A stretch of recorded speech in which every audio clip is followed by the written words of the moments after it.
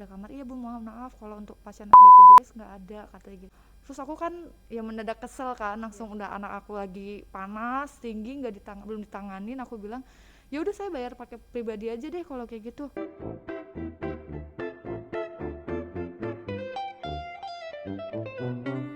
Halo semua, kenalin nama aku Zahira.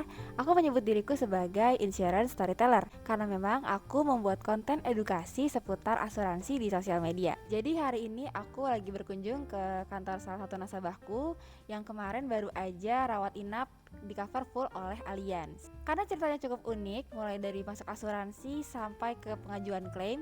Jadi aku minta beliau untuk sharing ke teman-teman dan mudah-mudahan bisa dijadikan pelajaran untuk teman-teman yang mau ambil asuransi.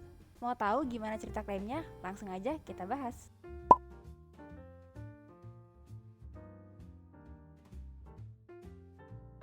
Halo, perkenalkan nama saya Wina.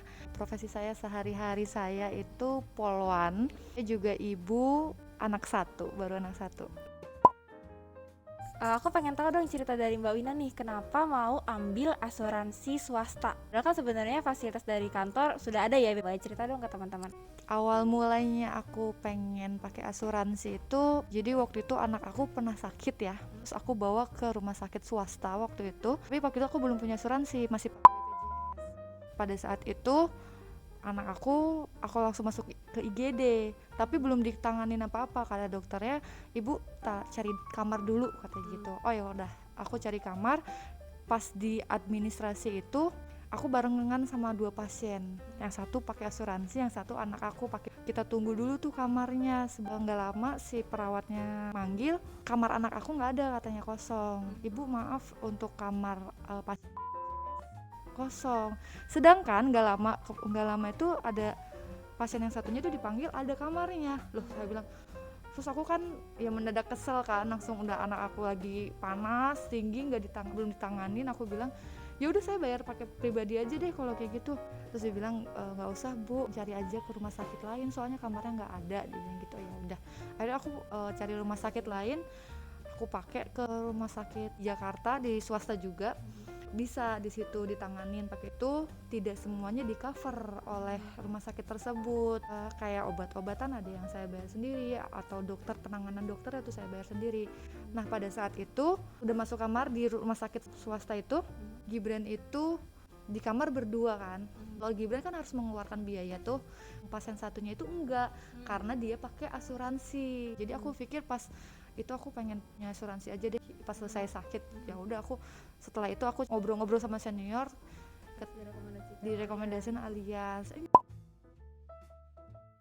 Nggak nyangka ya dari Gibran masuk asuransi bulan September, bulan Januari udah harus dirawat inap ya. Nah, boleh jelasin nggak nih kira-kira waktu proses rawat inapnya seperti apa? Ribet nggak sih? Gitu. Iya, jadi waktu itu anak aku tanggal 10 Januari kemarin tuh anak aku DBD.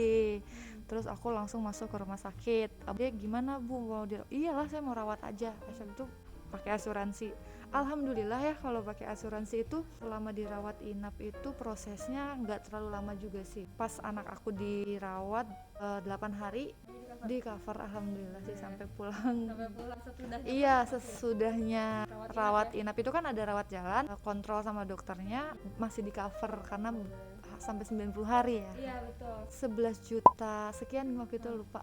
Hal itu kemarin kalau dihitung baru ikut Aku baru ikut dari bulan September, 5 bulanan. kali 650 Iya. ribu ya. Kali ini sudah hitung 3 jutaan lah preminya. Aku bilang juga sama suamiku, ini ya aku di cover sama Allianz segini. Alhamdulillah ya. Oke, nah jadi kan kalau cerita tentang Allianz-nya sih kita udah tahu ya perusahaannya, dan tadi udah diceritakan juga full semua di cover oleh Allianz. Boleh tahu dong sekarang nih kesan pesan menjadi nasabah aku. Aku selama dari ketemu sampai sekarang sama Mbak Zahira masih selalu komunikasi ya, dan Mbak tuh selalu ada lah buat aku. Dan anak aku lagi dirawat juga ya ada ya Mbak. Udah gitu paling. Oke. Menurut aku punya asuransi itu penting ya Mbak. Jadi nggak usah ragu-ragu deh punya asuransi, karena kita kan nggak tahu kapan anak kita sakit, kapan kita sakit, terus sakitnya itu sakit apa. Alhamdulillah anak aku baru sakit kecil. Kalau nanti ada amit-amit sakitnya sakit, amit-amit kanker mahal, kita kan nggak punya biaya buat itu. Kenapa harus pikir-pikir sih kalau untuk kayak gitu gitu? Kenapa harus pikir-pikir, mendingan langsung aja. Udah kayak jualan ya. Nggak, tapi bener teman-teman, karena kita itu baru merasakan manfaatnya asuransi itu penting ketika kita udah sakit ya Mbak. Jadi buat teman-teman yang masih sehat, jangan sampai sakit dulu baru beli asuransi, tapi dari sekarang siapinlah asuransi.